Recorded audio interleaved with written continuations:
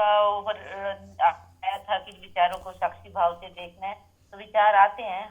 तो लेकिन फिर विचारों में थोड़ा सा वो फ्लो भी करती, फिर उसके बाद फिर स्टॉप करके फिर अपने उस सिचुएशन को होल्ड करने के लिए करती हूँ मैं कि नहीं, विचारों में खोना बहना नहीं है।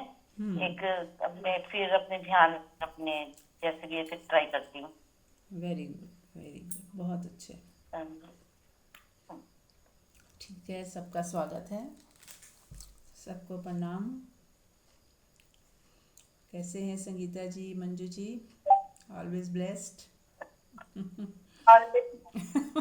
बहुत बहुत अच्छे, बहुत अच्छे। बहुत बढ़िया। तो चलिए, रोज़मर्रा की तरह फिर से शुरुआत करते हैं। आंख बंद कर लें और कुछ क्षणों के लिए परमात्मा को याद कर लें, उसकी प्रेजेंस को महसूस करें। म्यूट कर लें संगीता जी। तो जब हम परमात्मा की प्रेजेंस को महसूस करते हैं तो हम उसके साथ कनेक्ट हो जाते हैं, और फिर जैसे कनेक्शन जुड़ता है तो एक और चीज़ आप देखने को मिलेगी ना, तो जो भेद है वो ख़त्म हो जाता है। भक्त और भगवान का जो भेद है वो पूरी तरह डिसॉल्व हो जाता है। तो ही मानना कि कनेक्शन जुड़ा है, यानी कि पता नहीं चलता भक्त कौन भगवान कौन, बस ऐसा लग, आपको बस महसूस होगा, एहसास होगा कि कनेक्शन जुड़ सा गया। अब दो नहीं बचे, एक ही हो गए। तो सब लोग करें, आंख बंद करके परमात्मा को याद करें, उसका एहसास करें, उसको महसूस करें कि वो हर जगह है, मेरे भीतर, मेरे बाहर, हर व्यक्ति में, हर कण कण में वो ही है। महसूस करें। नमस्कार मिया जी। हाँ जी, नमस्कार। और सबको नमस्कार। हाँ जी, म्यूट कर लें। यस। तो आंख बंद करके परमात्मा को याद कर लें, उसका एहसास कर लें, जो कण कण में व्याप्त है, जो सब जगह है। तो हमारे अंदर तो है ही है, वो हर जगह है, कण कण में व्याप्त है। बस उसे आप हमें बस महसूस करना है, उसकी तरफ ध्यान लेके जाना है कि वो है, सदा है, सदा हमारे पास है और सदा हमारे ही साथ रहने वाला है। इसीलिए परमात्मा को हम याद करते हैं कि बाकी परमात्मा के सिवाय सब कुछ परिवर्तनशील है। कभी होगा, कभी नहीं होगा, कभी दूर चला जाएगा, कभी पास हो जाएगा। तो ही हम क्या करते हैं कि जो जो दूर चला जाएगा और दुख, जिस जिस से दुख पैदा होगा दूर जाने के बाद, या फियर में हम जिएंगे, तो इससे अच्छा है कि हम ऐसी जगह दिल लगाएं अपना, ऐसा किसी को प्रेम करें जो हमेशा हमारे साथ रहे, कहीं आए जाए नहीं, हमें कभी दुख दे ही ना। तो जब ये हमारी प्यास जगती है तो ही हम परमात्मा के निकट आने की सोचते भी हैं। और फिर हमारा ध्यान परिवर्तनशील से हटके अपरिवर्तनशील की तरफ खोज में जाता है कि कहाँ है वो जो जो कहीं आता जाता नहीं, जो हमेशा ही रहता है। क्यों ना हम उसकी तलाश करें। तो जैसे कल हमने बात की थी कि हमारे ही भीतर कुछ ऐसा है जो अपरिवर्तनशील है, जो बदलता नहीं है, जो सदा रहता है, जो आपको भी, आप आंख बंद करके महसूस कर सकते हैं कि कुछ तो है जो अनचेंजेबल है। आप ही के भीतर कुछ है जिसकी उम्र नहीं बढ़ रही। तभी आपको ऐसा लगता है कि मैं तो वही हूँ, पर जब हम चेहरा देखते हैं शीशे में तो लगता है नहीं, बूढ़े हो गए हैं, वाइट हो गए बाल, या झुर्रियाँ आ रही हैं, या चेहरा बदल रहा है। लेकिन अंदर से हमें वही लगता है कि हम वही हैं, क्योंकि सच में ही हमारे अंदर कुछ ऐसा है जो बदलता नहीं है, जो सदा एक सा है, एक सा था और एक सा ही रहेगा। वही असली में हमारा स्वरूप है। ये तो शरीर समझ लीजिए दीवारें हैं, और उसके भीतर जो, जैसे रूम के अंदर स्पेस होता है, ऐसे ही हमारे अंदर एक स्पेस है, एक शून्यता है, वहीं पे वो परमात्मा विराजमान है जो बदलता नहीं है, निरंतर रहता है। तो अपने ही भीतर महसूस करें, सभी करें इस वक्त, कि हमारे ही भीतर कुछ ऐसा है जो सदा है, जो बदलता नहीं है, जो आता जाता नहीं, जो खंडित नहीं होता, सदा ही रहता है। तो बस उस उसको ही हर समय उसका एहसास करते रहें अपने ही भीतर, इस शून्यता का। शून्यता कहना पड़ रहा है, वो शून्य भी नहीं है, उसको कुछ नाम ही ना दें, बस बस उसको एहसास करें, जिसको हम कह सकते हैं अपने होने का एहसास। तो इसको आप रोज करें, जब जब ख्याल आ जाए तब तब करते ही रहें। तो यहीं से हम परमात्मा के साथ हमारा कनेक्शन जुड़ सकता है। चलिए तो शुरू करते हैं क्वेश्चन आंसर से। कोई कुछ पूछना चाहे, सबका स्वागत है सत्संग में। एनीबॉडी, कोई क्वेश्चन है किसी का? हाँ हाँ हाँ जी। जी, हाँ जी माँ जी। हाँ जी। जैसे मेरे हस्बैंड का ना श्राद्ध है, तो अंदर से एक फीलिंग नहीं आ रही कि मुझे श्राद्ध करना चाहिए, कि मेरे को लग रहा है कि ऐसे ही किसी नीडी को डिस्ट्रीब्यूट कर दे। लेकिन जैसे कई बार फिर वहम आ जाता है, तो ये क्या करना चाहिए? देखिए, पूरी इस तरह से तो जानकारी नहीं है, लेकिन फिर भी मैं मानती हूँ कि जब भी आप नीडी को दान दें, खाना खिलाएं, वो ज़्यादा अच्छा है। लेकिन उससे पहले एक बार प्रार्थना कर लें कि ये जो मैं दान पुण्य कर रही हूँ वो मैं अपने जो भी एंसेस्टर हैं या जिसका श्राद्ध कर रहे हैं उसके नाम का कर रही हूँ, तो ये जो पुण्य है ये उनको जाए। ऐसे सच्चे भाव से, सच्चे हृदय से प्रार्थना करने के बाद आप नीडी को खिला सकते हैं। और दूसरा, हम एक चीज़ और भी कर सकते हैं श्राद्ध के लिए, जो मुझे लगता है कि ज़्यादा पावरफुल है, कि हम कुछ हाँ जी, चैंटिंग करें उनके नाम की, कि ये जो मैं चैंटिंग करने जा रही हूँ या ये मैंने जो आधा घंटा पाठ करना है, पूजा करनी है, अपने ही ये पंडित से मत करवाएं, खुद करें। और अपने सच्चे हृदय से हाँ जी, मंत्र जाप करके, कुछ पाठ करके, और उनके नाम का करें कि ये मैंने जो आधा घंटा पाठ किया है ये मेरा उनके प्रति समर्पण है, इसका पुण्य लाभ जो है उनको मिले, उनका मार्ग प्रशस्त हो और उनके आगे का हाँ रास्ता जी, खुले, मुक्ति का मार्ग खुले। इस तरह की सद्भावना उनको भेजें और उनको धन्यवाद भी दें कि आपका बहुत बहुत शुक्राना है कि आप कभी ना कभी हमारी ज़िंदगी में थे और आपकी वजह से, आपके आशीर्वाद से हमें जो है, हम भी फल फूल रहे हैं। तो आप सबका बहुत बहुत धन्यवाद। तो उनका धन्यवाद करें और उनके लिए मंगल कामना करें कि आप सबका कल्याण हो, आप जहाँ हो खुश रहो, आपके आगे की यात्रा अच्छे से हो।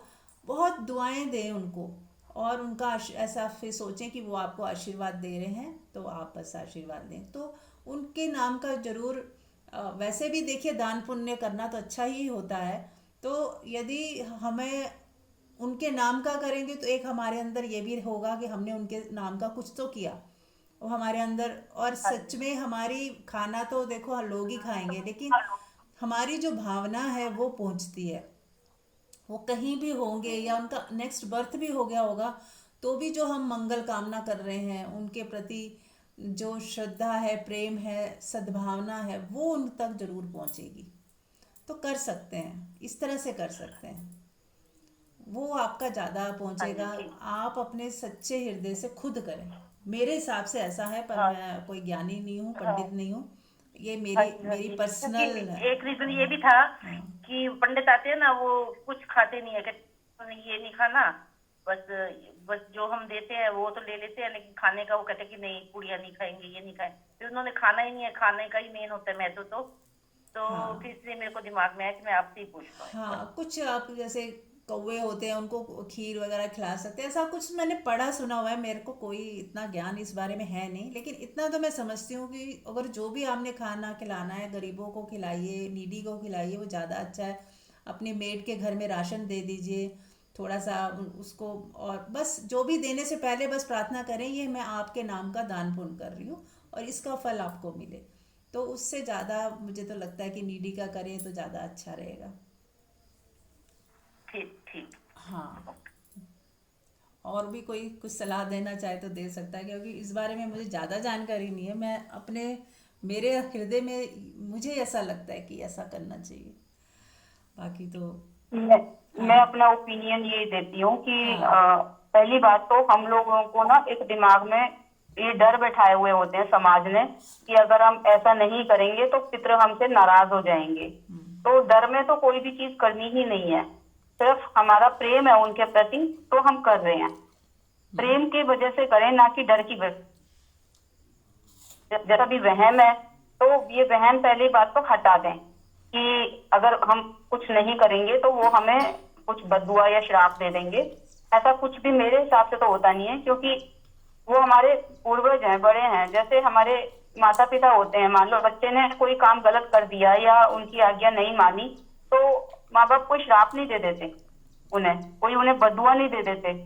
तो मेरे को तो लगता है डरने जैसी या वहम करने जैसी तो कोई बात नहीं है। वे को इस चीज से निश्चिंत रहें। और मेरा तो ओपिनियन है जो वो कि नीडी को खाना खिलाएं। और सेकेंडली जो पशु पक्षी होते हैं ना उनको खिला दें कुछ भी, जैसे पक्षियों को कुछ भी खिलाया, दाना डाला या है ना, और वो गाय वगैरह को जैसे कुछ खिला दिया।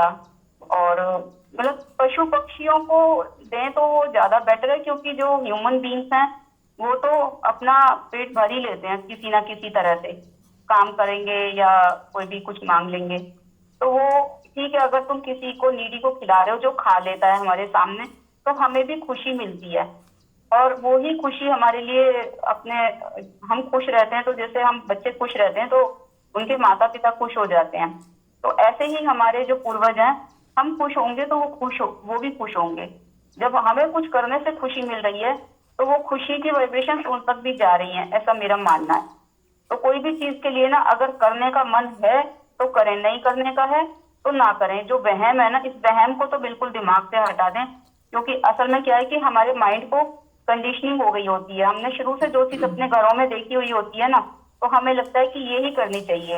अदरवाइज ऐसा नहीं है। कुछ हम जो पहले से बचपन से देखते आ रहे हैं तो वो चीज सही है। अपनी समझ जब हमारी डेवलप होती है, क्योंकि जब एक बच्चा छोटा होता है अभी उसके अंदर समझ नहीं डेवलप हुई, अब वो उसके क्या है कि वो जो कुछ भी अपने परिवार में होता हुआ देखता है तो वो उसको बड़े होने तक आंख बंद करके फॉलो करता है। उसके माइंड में ये सेट हो जाता है कि ये करना चाहिए।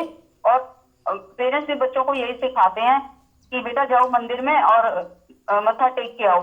तो वो बच्चा मत्था तो टेकता है और फिर उसको भेजते हैं भगवान नाराज हो जाएंगे या भगवान खुश होंगे अगर तुम मत्था टेक के आओगे। तो ना तो भगवान नाराज हो रहे हैं ना भगवान खुश हो रहे हैं। सिर्फ क्या है कि हमें झुकने की कला आ रही है, झुकने की कला। फिर वो बच्चा क्या है कि बचपन से जब झुकता है तो उसके अंदर एक श्रद्धा नहीं पैदा होती, बड़े होने तक वो मैकेनिकल होके झुकता चला जाता है। तो अगर हम कोई भी चीज कर रहे हैं, कर्मकांड कर रहे हैं, उसको मैकेनिकल ना करें। मतलब मैकेनिकल का मतलब है कि हमारे अंदर भाव तो नहीं है, हमारे अंदर से आ तो नहीं रहा, लेकिन हम डर की वजह से कर रहे हैं। करें तो उसे श्रद्धा से करें और ये मान के करें कि ये मैं अपने पूर्वजों के निमित्त जो भी कर रही हूँ। और जो भी खा लेता है, क्योंकि पशु पक्षी हैं वो खा लेंगे। अगर कोई नीडी है जिसको हमने दी खाना तो वो खा लेगा। तो जब वो खा ही लेगा तो उसके अंदर कुछ एक संतुष्टि आती है। भूखे को हम भोजन खिलाएंगे तो उसे संतुष्टि आती है। तो बस उसी के लिए ये जो प्रार्थना है कि ये संतुष्टि इन्हें मिल रही है खा के, वो जिसके निमित्त मैंने खिलाया है उनको चली जाए। ये मेरा ऐसा मानना। बिल्कुल। और मैं तो कई बार खुद भी खाना खा रही होती हूँ तो हमेशा प्रार्थना करती हूँ कि भाई ये संतुष्टि पूरे ब्रह्मांड में सबको मिले, जो मुझे संतुष्टि मिल रही है वो सबको मिले। तो ये रोज ही कर लेना, इसमें हम श्राद्ध का भी क्यों इंतज़ार करें। सबको में सब आ जाते हैं, एंसेस्टर भी आ जाते हैं, देवी देवता भी आ जाते हैं, मनुष्य भी आ जाते हैं, प्राणी प्राणी मात्र आ जाते हैं। कि ये जो मैं भोजन कर रही हूँ इसका जो संतुष्टि है, जो संतुष्टि मुझे मिल रही है, ये संतुष्टि सबको मिले। आप ये रोज भी करिए, है ना, तो आप देखोगे कि आपने अपनी उस संतुष्टि को सबको दे दिया। ऐसे ही पाठ पूजा भी कर रहे हैं तो आप ये बोलो कि जो संतुष्टि, जो शांति, जो प्रेम मुझे इस पाठ पूजा में मिला है वो परमात्मा सबको मिले, सबको मिले। और मैं अपनी ये संतुष्टि भी सबको दे रही हूँ। आप करके देखिए, आप ऐसा मत सोचिए कि आपके माइनस हो जाएगा। आप अपनी संतुष्टि बांटिए, उधर से आपको और भर दिया जाएगा। आप और ज़्यादा संतुष्ट हो जाओगे, कई गुना ज़्यादा। तो ऐसा हम रोज करें तो कितना अच्छा हो जाए। तो हाँ, आपको ऐसे लगेगा कि सभी खुश हैं आपसे, क्योंकि आप बांट रहे हो, दे रहे हो, सबका भला चाह रहे हो, सबके कल्याण के बारे में सोच रहे हो। और जब से हम लोग सत्संग कर रहे हैं, जब से आप सब जुड़े हो, तो हम सब ये रोज करते ही हैं कि सबका भला हो, सबका कल्याण हो, सभी सुखी हों, सभी आनंदित हों। उसमें एंसेस्टर्स को भी बीच में रखना है, देवी देवताओं को भी रखना है, पेड़ पौधों को भी रखना है, प्राणी मात्र को, कण कण को। तो आप देखोगे कि रोज ही हम उनके कल्याण और भलाई के लिए सोच रहे हैं, तो वो रोज ही आपका पुण्य, तो वो आपका दान हो ही रहा है, चल ही रहा है। फिर भी मैं चाहूँगी कि हाँ, श्राद्ध है तो करिए, क्योंकि इससे एक तो हमारे को देने की भाव बढ़ता है, प्रेम बढ़ता है। किसी को देते हैं, ये मत सोच के दीजिए कि श्राद्ध है इसलिए देना है, आप बस दीजिए। श्राद्ध का सोच के भी देंगे तो भी ठीक है, लेकिन आपने एंसेस्टर्स को याद करके देना है तो वो अच्छी बात है, क्योंकि फिर आपको लगेगा कि हाँ, मैंने उनके प्रति जो मेरे कर्तव्य थे मैंने निभा दिए। एक मेंटल सेटिस्फेक्शन तो मिल ही जाती है। और जाना जाता क्या है, आपने दान पुण्य तो करना है। और जैसे मंजू जी ने कहा कि अगर पक्षियों को खिलाएं, तो जो दाल है अगर आप खिलाते हो तो उसको भिगो के, ताकि उनको भी कच्ची दाल उनके गले में फंसती है या कुछ होता है, तो उससे भिगो के हरी दाल जो कहते हैं देनी चाहिए। तो आप कहीं पे भी डाल दीजिए, तो अच्छी बात है कि पक्षी भी खाएं और सबका भला हो। कोई भूखा खा रहा है, उसका भला हो, इस भावना से ज़्यादा अच्छा है कि इसी भावना से खिलाएं कि हम किसी की भूख शांत कर रहे हैं, वो ज़्यादा अच्छा है। हाँ जी। हाँ जी, सुप्रिया, आप कैसे हो, कुछ कहना चाह रहे हैं? प्रणाम नीरा जी। प्रणाम। जी, मैं यही समझना चाह रही थी कि वहम आखिर है क्या, मतलब ये हमारा डर है या हमारी एक जैसे शुरुआत में बचपन में जैसे हमारी अपब्रिंगिंग में जो हमारी कंडीशनिंग हुई, ये उसी के हिसाब से, और ये टाइम के साथ चेंज हो जाता है। वहम, इससे आप मुझे थोड़ा। वहम की बात कर रहे हो? जी जी। हाँ, देखिए वही है कि कई बार चीज़ें सही होती हैं पर डर बैठा दिया जाता है। अब जैसे परमात्मा को याद करने के लिए तो कितना डर है कि अगर नहीं करोगे तो ये हो जाएगा, नहीं जाओगे तो पाप लगेगा आपको। तो अब क्या होता था कि जो हमारे ऋषि मुनि थे, उनको लगता था कि इनको प्यार तो अभी है नहीं, प्रेम तो परमात्मा से अभी हुआ नहीं है, तो डर से ही इनको परमात्मा के करीब लाया जाए। और फिर यदि इनको प्रेम हो जाएगा तो ये डर से नहीं करेंगे, फिर प्रेम से करेंगे। तो उनका एक लालच भी दिया जाता था कि ये करने से आपको इतना फ़ायदा होगा, इतना फ़ायदा होगा। तो लोग कुछ फ़ायदे की वजह से करते थे, कुछ डर की वजह से करते थे, परमात्मा को भी याद तो है। अब ये क्या है कि हमें अपने विवेक से चलना है कि क्या मुझे डर से याद करना है, कि मुझे कुछ चाहिए इसलिए याद करना है, या कोई भी कर्म कांड करने हैं तो उसके पीछे मेरा मकसद क्या है।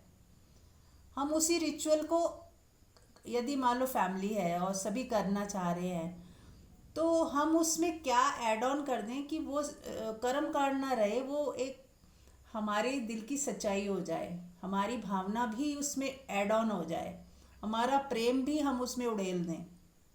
मान लो कोई मूर्ति पूजा घर में सभी करते ही हैं, तो हम उसमें क्या बदलाव कर सकते हैं कि हम उस मूर्ति पूजा, हम मूर्ति हमारे लिए एक बहाना होगी आंख बंद करने का, सिर झुकाने का, हाथ जोड़ने का। तो उसकी वजह से हमने हाथ जोड़े, सिर झुकाया, और फिर उस मूर्ति में जो विराजमान परमात्मा जिसे हम देख रहे हैं, उसको फिर सर्वव्यापी देख लें कि वो हर जगह है, इसी मूर्ति में तो है ही, वो हर जगह व्याप्त है। आपने अब उसको खाली मूर्ति में ही नहीं देखा, सब जगह देख लिया, आंख बंद करके उसे फिर पूरे कायनात में फील कर लें, तो आपने उसमें ऐड ऑन कर दिया। फिर अपना प्रेम भाव जोड़ दें। अब दूसरे लोग तो कर रहे हैं कुछ, उनकी कोई चाहते हैं, मन्नतें हैं जो वो पूरी करना चाहते हैं, कुछ कामनाएं लेके बैठे हैं, पर आप सिर्फ धन्यवाद का भाव लेके बैठ जाएं। आपके पूरी कायनात से आप प्रार्थना करें कि भी बस थैंक यू, प्रार्थना है यही है कि तेरा बहुत बहुत धन्यवाद, तूने इतना कुछ दिया है, इतना कुछ दिया है, आज मैं तेरे को धन्यवाद के लिए आई हूँ। आज मैं बैठी हूँ हाथ जोड़ के, तो सिर्फ तेरा धन्यवाद करने के लिए कि शुक्र है परमात्मा, तेरा लाख लाख शुक्र है, धन्यवाद है। तो आप हर चीज़ में, हम हर एक एक्टिविटी में, जो लोग तो कर्म कांड और डर की वजह से कर रहे हैं, कोई किसी, हर एक की अपनी अपनी वजह है, लेकिन हम अपनी वजह को ठीक कर सकते हैं। किसी तरह के भ्रम में ना पड़े और उसी को ही एक सुंदर बना लें कि चलो करना तो है ही है, एक मन का संशय भी दूर हो जाएगा, चलो हमने अपने किया, लेकिन उसको सुंदर तरीके से करें, सच्चे दिल से करें। उसी को कैसे और ज़्यादा ऑथेंटिक बना सकते हैं, मेरा ऐसा मानना है बिल्कुल। क्योंकि हर चीज़ के पीछे कुछ ना कुछ लॉजिक भी होता है। पुरानी जो सिस्टम बने हैं, कहीं ना कहीं कुछ सच्चाई कुछ % होती भी है, तो कर भी लें, लेकिन इतने अच्छे तरीके से करें कि आपको एक सेटिस्फैक्शन मिले कि यस, बहुत बढ़िया तरीके से हुआ ये चीज़, जिसमें मैं भी सेटिस्फाइड हूँ। कोई इसमें भ्रम नहीं है, कर्म कांड नहीं है, कुछ नहीं है ना। तो वो आप अपने हिसाब से उसको थोड़ा सा चेंज कर लीजिए। और वहम तो खैर मन का ही होता है। अगर वहम है कोई, तो वो तो मन का ही है। उसके लिए प्रार्थना कर सकते हैं, आप ध्यान कर सकते हैं, मेडिटेशन में जितना डूबेंगे तो ये सब वहम तो निकल ही जाएंगे, उसकी फिर कोई जगह नहीं है। सत्य के सामने अंधेरा नहीं टिकता। ऐसे ही कोई भी वहम आप हावी होने ही ना दें। ये मन का ही सोच है, मन की सोच है ये। वो कहते हैं ना कि अगर हम सोच लें कि बिल्ली रास्ता काटेगी और नुकसान होगा, अशुभ है, अब वो पूरा दिन यही सोच रहा है वो व्यक्ति कि अरे बिल्ली ने रास्ता काट लिया, अब तो कुछ गड़बड़ होगी ही। अब वो इतनी बार वो सोच रहा है बार बार कि गड़बड़ हो जाएगी, गड़बड़ हो जाएगी, तो उसकी गड़बड़ होनी निश्चित है। अब उसका वहम सत्य बन गया उसके सोचने से। उसने सच्चे दिल से मान लिया कि आज गड़बड़ होनी ही है, इसलिए हो जाएगी। बिल्ली ने काटने से नहीं हुई, हमारी मानने से हो गई। तो इसलिए वहमों में तो ना ही पड़े, किसी भी डर से तो करे ही ना कुछ भी, क्योंकि इससे हमारे वो बिलीफ सिस्टम से की वजह से वो ना होने वाली चीज़ भी हो सकती है। अगर हम मान लेंगे ना कि ये ऐसा गलत हो जाएगा, तो फिर बहुत चांसेस है कि शायद गलत हो ही जाए। तो इसलिए सबसे पहले तो हमेशा यही सोचो कि परमात्मा सदा कल्याणकारी है, कल्याण ही करता है। तो मुझे किसी भ्रम में, किसी भी डर में पड़ना ही नहीं है। और हर वक्त परमात्मा को याद रखें, उस पर जुड़े रहें, कनेक्टेड रहें। तो मैं कहती हूँ कोई भी आपदा आपको छुएगी भी नहीं। इस चीज़ का भरोसा रखें। वहम से ज़्यादा भरोसे पे काम कीजिए, अपना भरोसा बढ़ाते जाएं। जैसे कहते हैं ना कि कोई वाटरप्रूफ चीज़ पहन रही हो तो आप पानी में चले जाओ, कहीं चले जाओ, आप भीगोगे ही नहीं, क्योंकि आप वाटरप्रूफ पहना हुआ है कुछ। तो ऐसे ही परमात्मा की जो चादर ओढ़ ली ना हमने, फिर हमारे को कोई भी डरने की ज़रूरत नहीं है, किसी तरह का संशय पालने की ज़रूरत नहीं है। फिर हम बिल्कुल परमात्मा की गोद में हैं और पूरी तरह से जैसे परमात्मा हमारी रक्षा के लिए कवच हमने पहना हुआ है, ऐसा मान के चले। और ये सच में होता है। ठीक है सुप्रिया जी, एनी क्वेश्चन और कुछ? नहीं, दिस इज वेरी क्लियर। मेरा भी इसी के एक्सटेंशन में जैसे मुझे लगता है कि मैं बहुत ज्यादा आइडल वर्शिप, बहुत ज्यादा तो नहीं, मतलब मैं करती नहीं हूँ आइडल वर्शिप, बिल्कुल नहीं करती हूँ। और एक टाइम था जब मतलब मामा मंदिर में दिया जलाती थी, मुझे लगा कि हाँ, मतलब वो इट इज डेफिनेटली वो बहुत अच्छी पॉजिटिव फीलिंग देता है। घर का एटमोसफेयर मुझे लगता है काफी और सात्विक हो जाता है। और मतलब इनडायरेक्टली डायरेक्टली बच्चों पे भी असर पड़ता है घर के, जब ऐसे इस तरह के रूटीन हो। पर मैं उसको एसेस कर नहीं पा रही। और मेरा अंदर से रुझान भी थोड़ा सा ध्यान और सत्संग में ज्यादा रहता है, मतलब एक थोड़ा नेचुरल जो है। तो अब मुझे कई बार अंदर से मन होता है कि मैं ना मंदिर समेट दूं, और आइडल्स नहीं रखूं, क्योंकि मैं उनको बहुत अच्छे से राइट। मतलब मैं उनको मतलब या मैं वही नहीं करती, मतलब दिया लाइट नहीं करती हूँ, या मम्मा की तरह मंदिर के सामने बैठ के ध्यान नहीं करती, मैं अपने रूम में ध्यान करती हूँ। तो मैं ऐसी सोच रही थी, और फिर ऐसी नेचुरली मेरी मम्मी लॉ तो काफी सपोर्टिव है, वो तो कह रही थी नहीं तुम मत सोचो, पर मुझे बस ऐसे ही लगा कि कहीं मैं जाने अनजाने में कोई गलत एक्ट ना कर दूं, और बस वही पूछ रही थी कि ये वहम क्यों आता है। और ऑफ कोर्स मैं समझती हूँ कि डर तो उसी चीज का होता है कि कुछ गलत ना हो। हम किसी भी रूप में इतने समझदार नहीं है कि सब चीजें अपने हिसाब से सोचते चलें। हाँ, मेरे तो को पर एट द सेम टाइम मुझे मतलब ये लगता है कि आपके घर में या आपके आपके मतलब टच में जो भी हो, आपको उन्हें अच्छे से या तो निभाना चाहिए या नहीं होना चाहिए। मतलब बीच मझधार में मुझे समझ नहीं आता कि कैसे चलाएं। हाँ, हाँ ठीक है, अगर आपको ऐसा लगता है तो आप के घर में जो भी हैं मंदिर या कोई मूर्तियां हैं तो आप उनको मंदिर में दे सकते हैं, और उनको प्रणाम करके उनसे आज्ञा लेके कि आपकी मैं सेवा नहीं कर पा रही हूँ या आपको मैं नहीं उतना रेगुलर पूज पा रही हूँ, और आप सदा मेरे हृदय में विराजमान हो, और मैं पल पल आपका आशीर्वाद चाहती हूँ और आपका सम्मान करती हूँ, प्रेम करती हूँ, श्रद्धा करती हूँ। पर ये रिचुअल नहीं हो पा रहे हैं तो मैं आपको मंदिर में जाके आपको वहाँ पे आप विराजिए, ऐसी प्रार्थना करके आप उनको मंदिर में स्थापित कर सकते हो। और मन में कोई वहम मत रखें। वो तो है ना, जैसे कोई मेहमान भी आया, अगर हम उसको ढंग से खिला पिला नहीं पा रहे हैं, उनकी देखभाल नहीं कर रहे हैं, तो ऐसा इससे अच्छा हम उनको ऐसी जगह रखें कि जो कोई दूसरा कोई देखभाल कर ले, तो दैट इज़ मच बेटर मेरे हिसाब से। बाकी ये मेरा पर्सनल व्यू है, आप अपने हिसाब से देखिए, जो आपको सही लगे आप वो कीजिए। पर हर्जा कुछ नहीं है, क्योंकि वो उनके होने से आपके मन में वहम भी आ रहा है कि मैं कर भी नहीं पा रही हूँ और फिर वो है भी, तो इससे अच्छा है कि उन्हें हम मंदिर में स्थापित कर दें और फिर परमात्मा के ऊपर छोड़ दें, जो जैसा होगा होगा। ऐसा मेरी राय है, बाकी तो मैं जानती नहीं हूँ इन सब चीज़ों के बारे में ज़्यादा। और बाकी और कोई सजेस्ट कर सकता है आपको, कोई और कहना चाहे कुछ?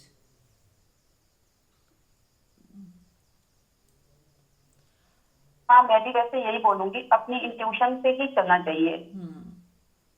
हम किसी को हाँ। किसी के हिसाब से फॉलो कर भी लेते हैं ना, तो कभी कभी क्या होता है कि हम बाद में उसमें फिर गिल्ट फील करने लगते हैं।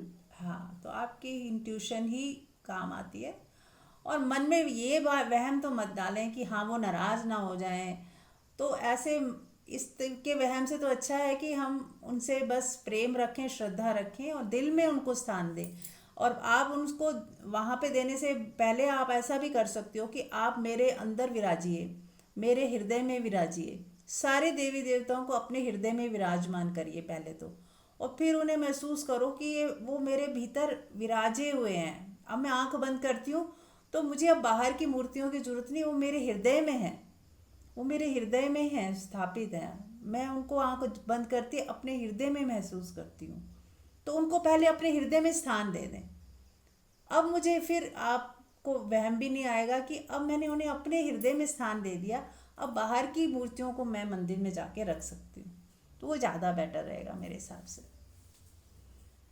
है ना? ब्यूटीफुल मीरा जी, हाँ, ब्यूटीफुल। है ना? एक्चुअली मैं ऐसे ही अपने जैसे कुछ मेरे रिश्ते भी ऐसे हैं जो मतलब मुझे ऐसे लगता है कि हाँ वो मेरे सामने फिजिकली प्रेजेंट नहीं है, हम्म। लेकिन वो हृदय में है, और हृदय में है इसलिए मैं उनको बहुत चेरिश करती हूँ आज भी। यस, सो तो आई बस। Think this is a very beautiful way to हाँ, वो इवन देखो कीप एकदम। Your God.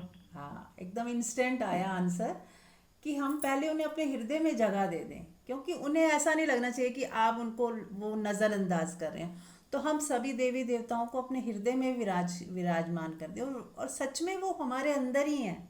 आप कईयों से सुन चुके होंगे, तो उनको कहिए कि मैं अपने हृदय में आपको स्थान देती हूँ और मुझे अब जब भी आपको याद करना है मैं आपको अपने अंदर ही आपका दर्शन करूँगी। तो वो आपको वो और आशीर्वाद देंगे, क्योंकि वही तो वो चाहते हैं कि आप उन्हें हृदय में बसा लें।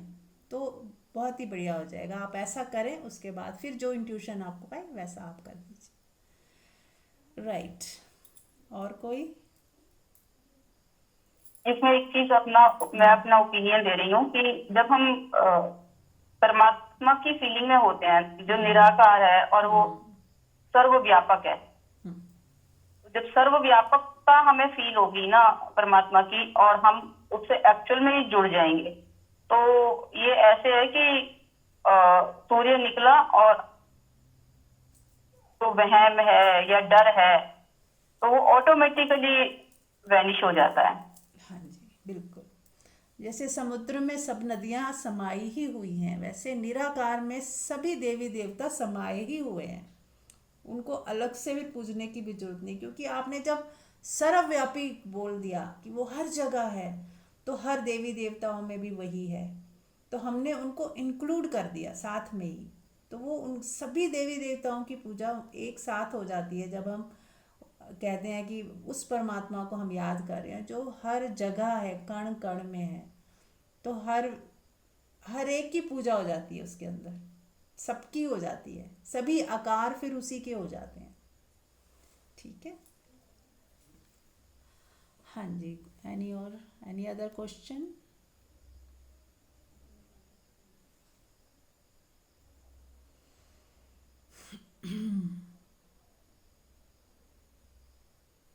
ठीक है,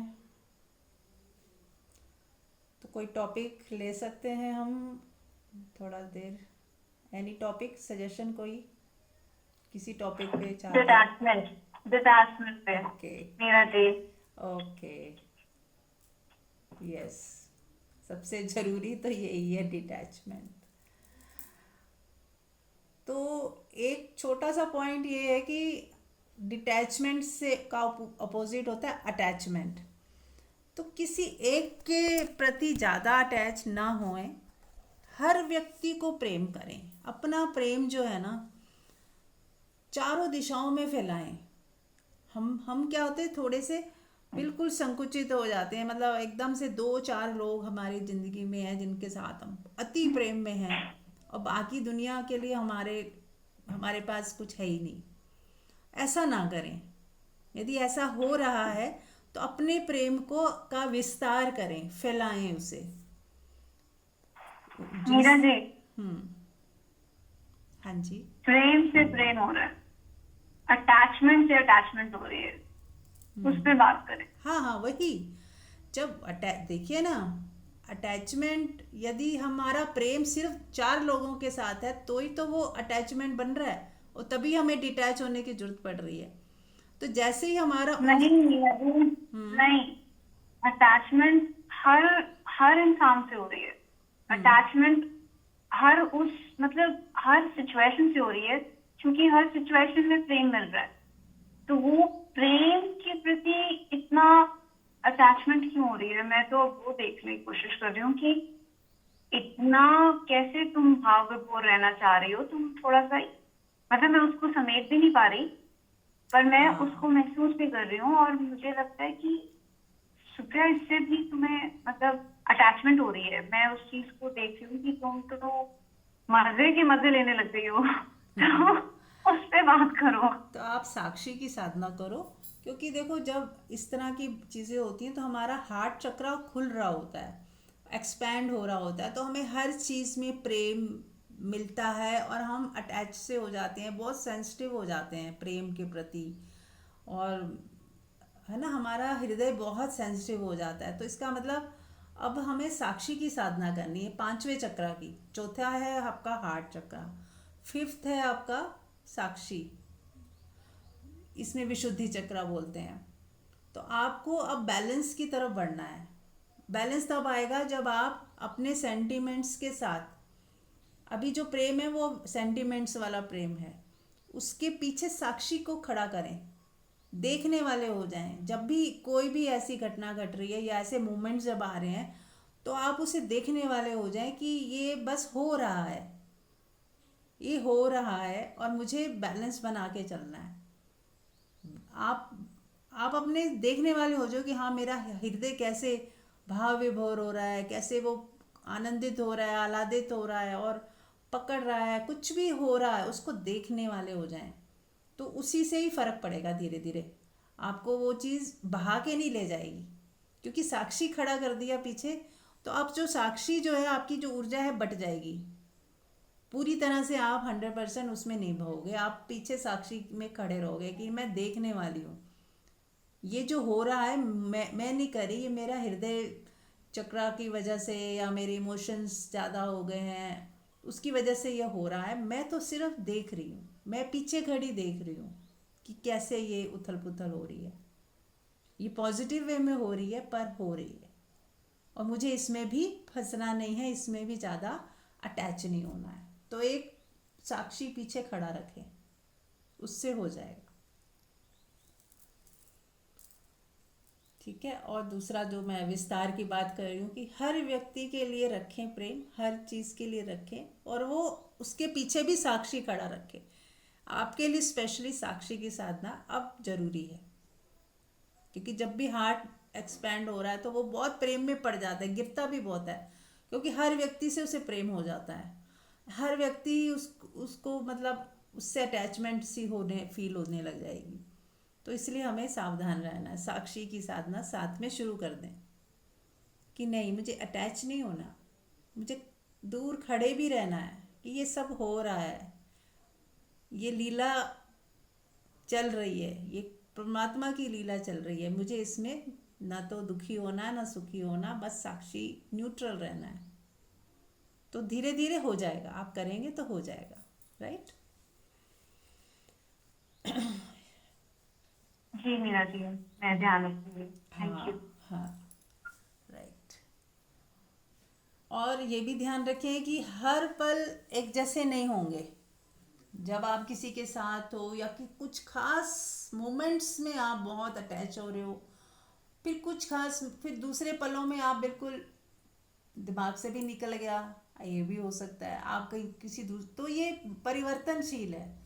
और मैंने बताया ना कि हमारे ही अंदर कुछ ऐसा है जो अपरिवर्तनशील है, तो हमें वहाँ पे टिके रहना है कि नहीं, जो नहीं बदलता बस मुझे उसी के साथ रहना है। ये तो घटनाएं घट रही हैं, परिवर्तनशील चीज़ें अभी ऐसा हो रहा है, फिर कुछ ऐसा हो जाएगा, फिर कुछ और हो जाएगा, फिर कुछ और हो जाएगा, ये तो बदलता रहेगा। और मुझे इस पे ज़्यादा वैल्यू नहीं देनी, इम्पोर्टेंस नहीं देनी, बस हो रहा है उस क्षण में, जो हो रहा होने भी दें और पीछे साक्षी भाव में भी रहें। ये सबके लिए ही है। हम सब जो है ना, अगर साक्षी भाव में नहीं होते तो क्या होता है, बह जाते हैं। तो साक्षी ही हमें पीछे संभाले रखता है कि नहीं, बहना नहीं है, दुख में भी नहीं बहने देगा, सुख में भी नहीं बहने देगा, कि आप देखने वाले हो, आप बस मौजूद हो। आप एक ही चीज़ है, आपकी मौजूदगी। बाकी जो भी हो रहा है वो मन बुद्धि शरीर की जो भी सेंटिमेंट्स हैं, जो भी है, ये मन बुद्धि शरीर का ही हिस्सा है।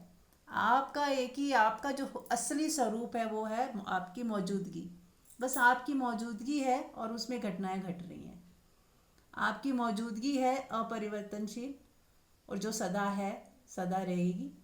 और उस सरफेस के ऊपर बहुत सारी घटनाएं घट रही हैं, कभी प्रेम की, कभी दूसरी, कभी दुख की, कभी सुख की।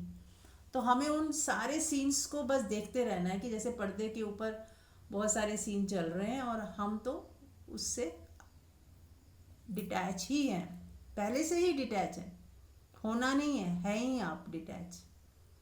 बस हम अपने उस स्वभाव में बने रहें, उस डिटैचमेंट वाले स्वभाव में जो निर्लेप है, जो परमात्मा के जितने गुण बताए जाते हैं उसमें निर्लेपता है ना, कि हम निर्लेप हैं।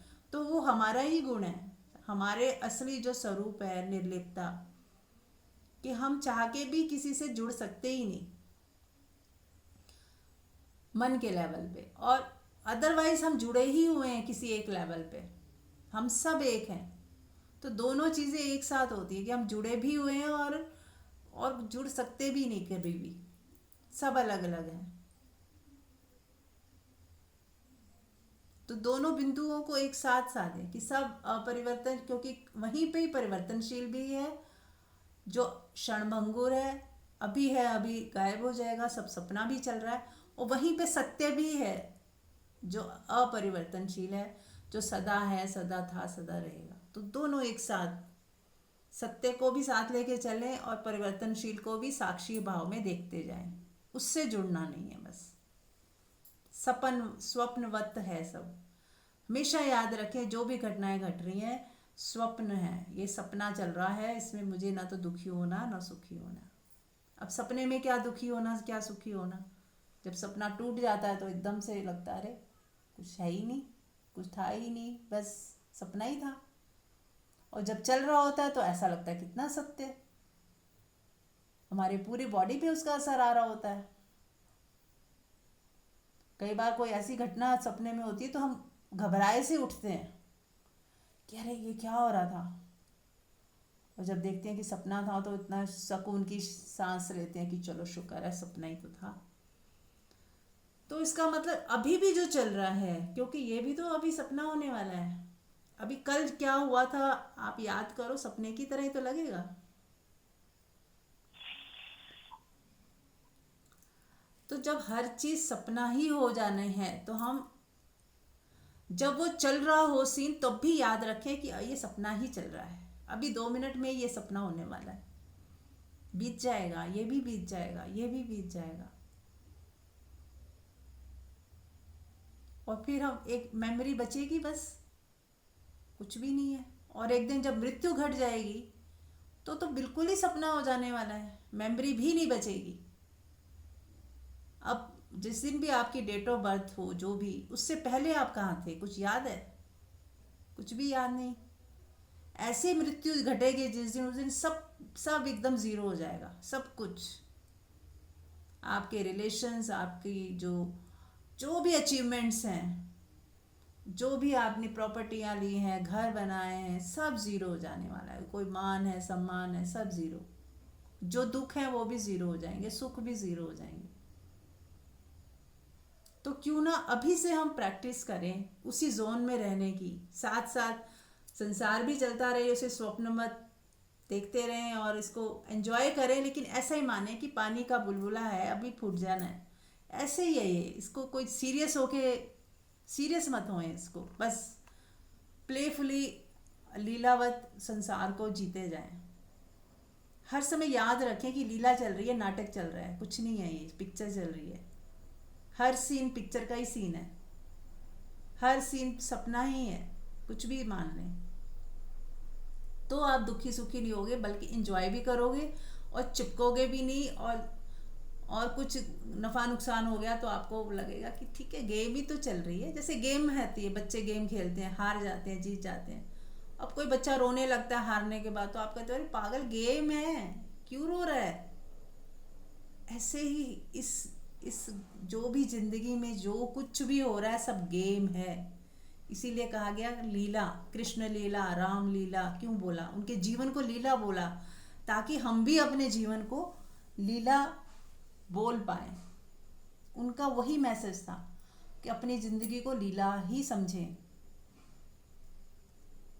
रामलीला में क्या, रामलीला भगवान राम की जीवनी बताई जाती है, तो उसको ही तो लीला बोलते हैं, रामलीला हो रही है, यानी कि पूरा जीवन कैसे बिताया वो लीला है। लीला यानी नाटक। तो ऐसे हमारा जीवन भी एक नाटक ही चल रहा है। तो कुछ इस तरह का विवेक बुद्धि हम अपने साथ लेके चलें, ताकि हम कहीं भी फंसे नहीं। किसी भी घटना को इतनी संजीदगी से मत लें कि भाई बस यही मेरा जन्म मरण हो गया। मतलब इतने हम दुखी हो जाते हैं छोटी सी बात पे, और कभी छोटी सी बात पे इतने प्रसन्न भी हो जाते हैं। तो मतलब हमें बीच में मध्य में रहना है, ना अतियों में नहीं जाना, ना बहुत प्रसन्न हो जाए कि वाह बस यही सब कुछ। और क्योंकि जितना ऊंचा उठेंगे उतना ही फिर नीचे गिरेंगे, उतनी चोट लगेगी। तो हम बस मध्य में ही रहें और जानते रहें, जागे रहें कि नहीं, सब सपना ही है, सब सपना ही है। यह भी बीत जाएगा, यह भी बीत जाएगा। ये जो संबंध है, हमारे रिलेशंस हैं, ये भी कुछ गिव एंड टेक वाले रिलेशन ही हैं। या तो वो हम उनको देने के लिए आए हैं या उनसे कुछ लेने के लिए आए हैं, और बहुत कुछ सीखने के लिए तो आए ही हैं। तो जैसे स्कूल में बच्चे पढ़ते हैं, कितने साल एक साथ पढ़ते हैं और फिर जैसे स्कूल से विदा होते हैं तो भूल जाते हैं। ऐसे ही बस हम स्कूल में आए हैं, कुछ समय के लिए आए हैं, फिर विदा ले लेंगे एक दूसरे से। तो ये खेल ऐसे ही चलने वाला है। तो हम अब इस रियलिटी को याद रखें हमेशा, तो कभी गड़बड़ नहीं होगी। और साक्षी भाव में सब लोग सीखें कि कैसे साक्षी भाव में रहना है। साक्षी भाव मतलब, अब साक्षी किसको कहते हैं? विटनेस। इंग्लिश में बोलते हैं साक्षी को विटनेस। और विटनेस का मतलब क्या होता है आप लोगों को पता ही है कि जैसे जब हम देखते हैं कि जज बोलता है विटनेस कौन है, इस घटना का विटनेस कौन है, यानी कि किसी ने दूर से देखा हो उस घटना को, जो इन्वॉल्व ना हो, जो उस घटना का पार्ट तो नहीं है, सिर्फ देखा है उसने।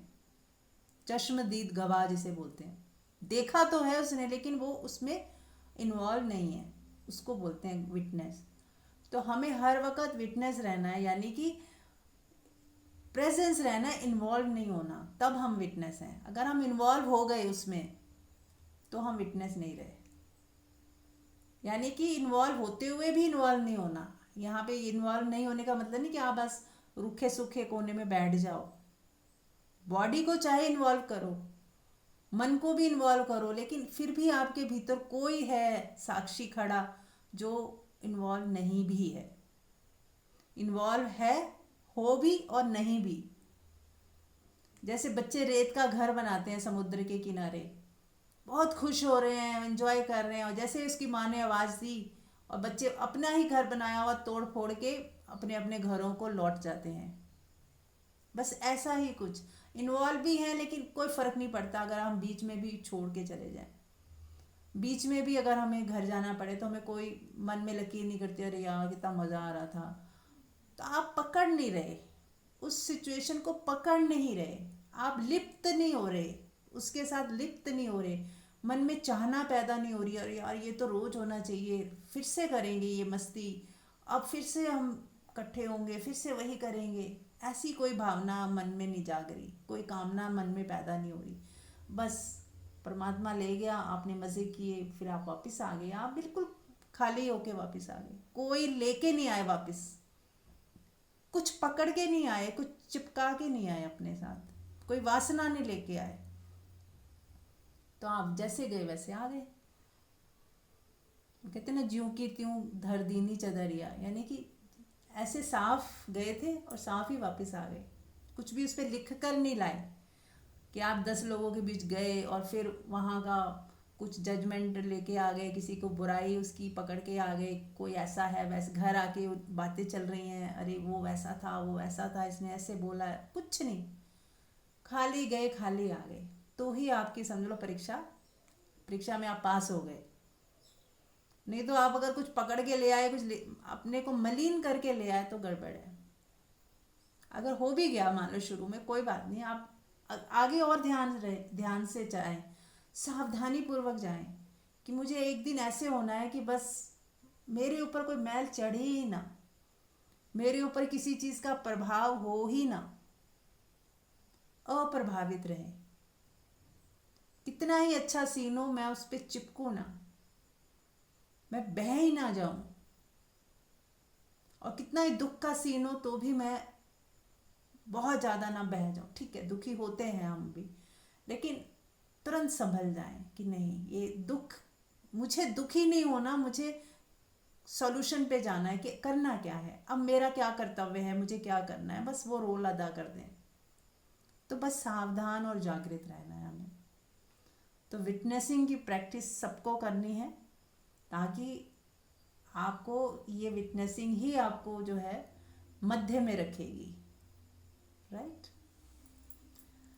चलिए, तो मंजू जी आप ध्यान करवाना चाहोगे? यस। ओके, ठीक है,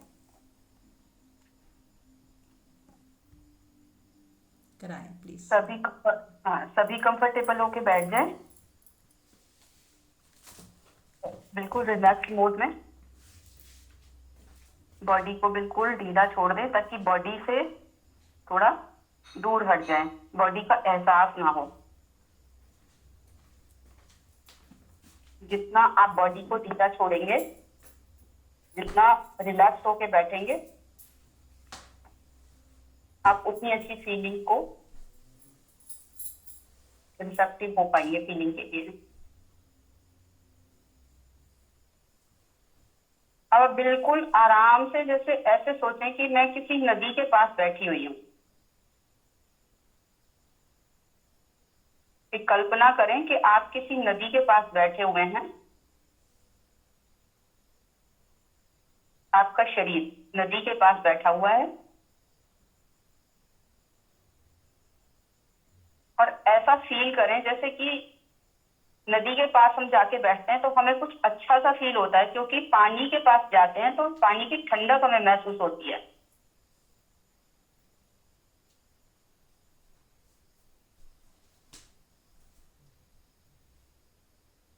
आप सोचें कि आपको ठंडी हवा का झोंका शरीर को बहुत अच्छी फीलिंग दे रहा है।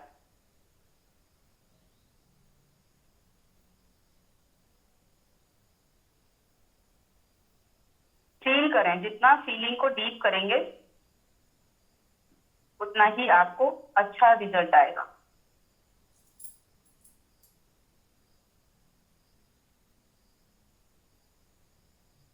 जो ठंडक आपके शरीर को फील हो रही है,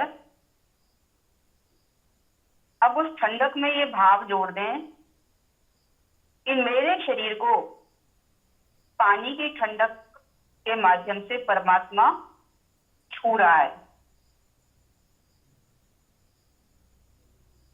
जैसे ठंडक सिर्फ फील होती है, ठंडक को हम टच नहीं कर सकते, ठंडक को हम हाथ से नहीं छू सकते, सिर्फ ठंडक हमें छूती है।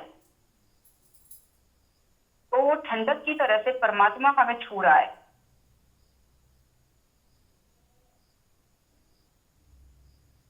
फील कर रहे हो, करो कि आपको परमात्मा छू रहा है ठंडक की तरह से, और ठंडी हवा के माध्यम से, ठंडी हवा है जो, वो ठंडक जो शरीर को मिल रही है वो परमात्मा की ठंडक है।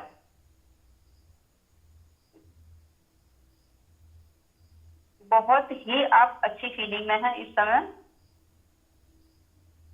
जैसे आपके शरीर को चारों तरफ से परमात्मा ठंडक पहुंचा रहा है।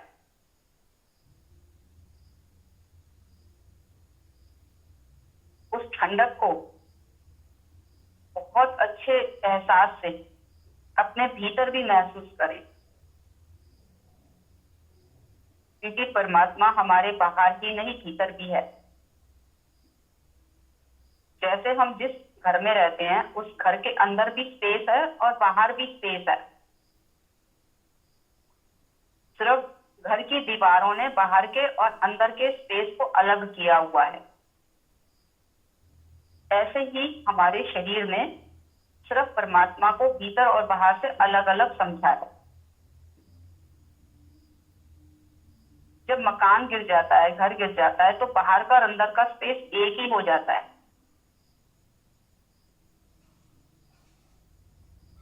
तो हम महसूस कर रहे हैं कि परमात्मा मुझे चारों तरफ से घेरे हुए है और अब उसकी कृपा मुझ पर बरस रही है। आप अपने मन को बिल्कुल खाली रखें। मन को पास्ट से, फ्यूचर से, सबसे विदा करें। अपने सारे लेबल से विदा करें। जो भी आपके रिश्ते नाते हैं, एक बार सबको भूल जाएं। अब बिल्कुल अकेले हैं, आप अकेले बैठे हुए हैं, आपका शरीर बैठा हुआ है और बाहर से जो ठंडक है वो परमात्मा का ही आशीर्वाद है, परमात्मा की ही कृपा है। जो परमात्मा का स्पर्श आपको ठंडक में फील हो रहा है वो कृपा है उसकी, और वह कृपा हमारे ऊपर सदा ही बरसती है और हमें पता नहीं लगता। तो आप एहसास कर रहे हैं कि जो ठंडक है वो एक परमात्मा का आशीर्वाद है, वो कृपा के रूप में मुझे छू रहा है। अब वो आपके शरीर के बाहर ही नहीं सीमित रह गया, आपके भीतर भी जा रहा है। ठंडक है जो वो बाहर और भीतर दोनों जगह बराबर चल रही है।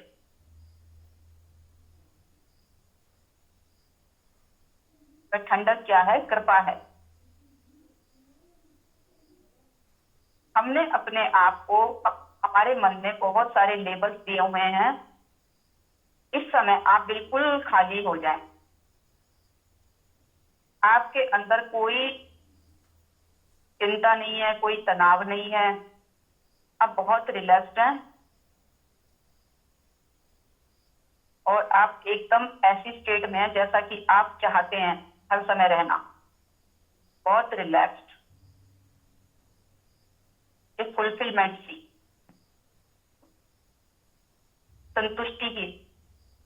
हर चीज से हम संतुष्ट हैं, जैसा भी हमें मिला है, जो कुछ भी हमें मिला है, हम सबसे संतुष्ट हैं, तृप्त हैं, सेटिस्फाइड हैं,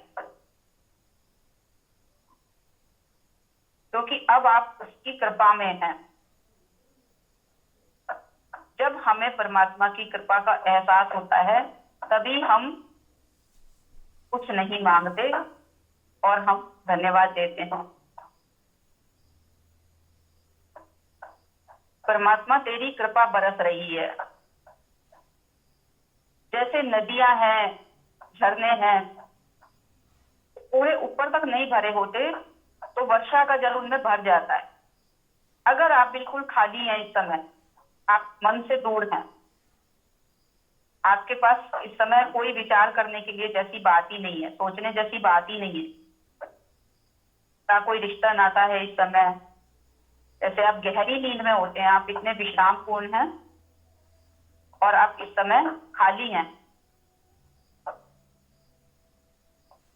वो परमात्मा तो बरस ही रहा है, लेकिन जहां पे जगह खाली होती है उसकी कृपा से हम भर जाते हैं।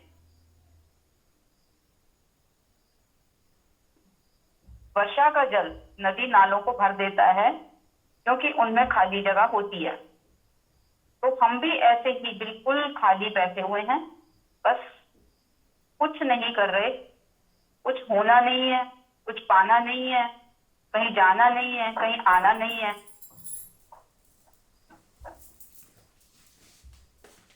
समर्पण भाव से बैठे हैं।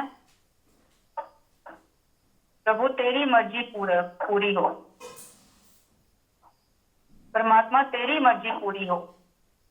जैसे ही हमारे अंदर ये भाव गहन होता है, परमात्मा तेरी मर्जी पूरी हो, तुरंत हमने अपने लिए उसके द्वार दरवाजे खोल दिए, वह आपके भीतर प्रवेश कर जाता है।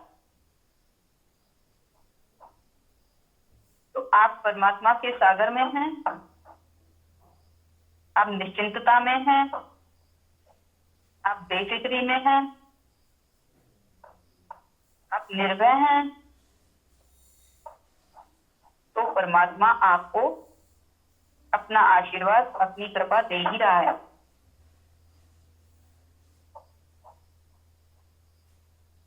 बस आप तो ग्रहणशील होके बैठे हुए हैं।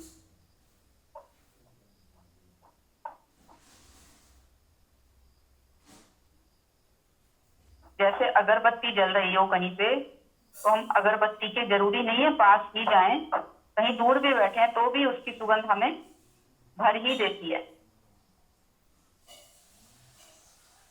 तो हम परमात्मा से दूर नहीं हैं, हम बहुत निकट हैं परमात्मा के। निकट भी नहीं बल्कि परमात्मा में ही है। जैसे मछली सागर में है, इस समय हम भी ऐसे ही परमात्मा के सागर में। आपके दोनों हाथ खुले हुए हैं, अपने नीज पर घुटनों पर रखे हुए हैं।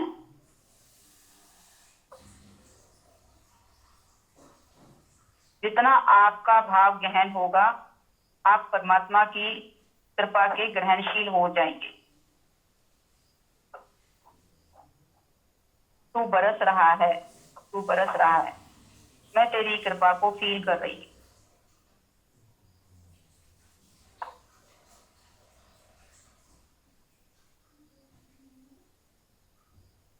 अपनी इस कृपा की फीलिंग में बने रहें। आप थोड़ी देर में पाएंगे कि आप बहुत फुलफिलमेंट, एक जॉयफुलनेस में आ गए।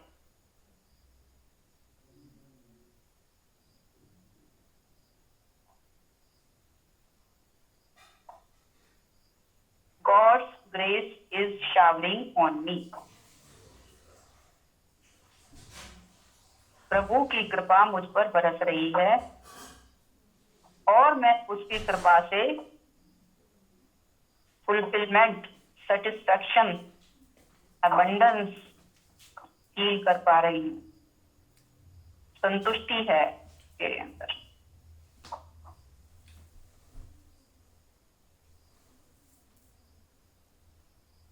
आपके अंदर थैंकफुलनेस है, धन्यवाद है।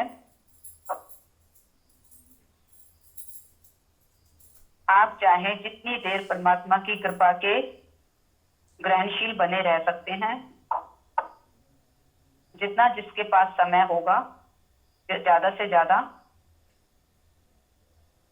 आज लूटें, उसकी कृपा को लूटें।